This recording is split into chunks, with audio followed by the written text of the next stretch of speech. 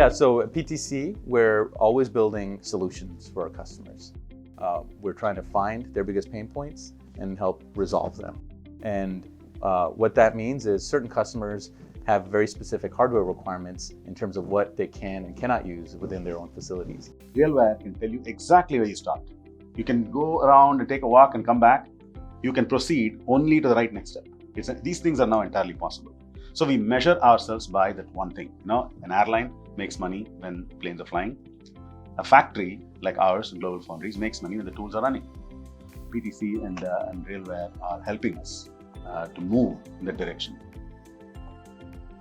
From our standpoint, our software is only as good as the hardware that it's deployed on and where that hardware is accessible. For PTC, the ROI is our solutions can be deployed at more places and used by more customers. They're actually trying to solve their problems.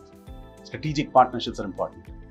PTC, RealWear type partnerships, right, are exactly what is needed today. So in the RealWear terms, when we say navigate home, for us, customers, home is ROI, destination is ROI.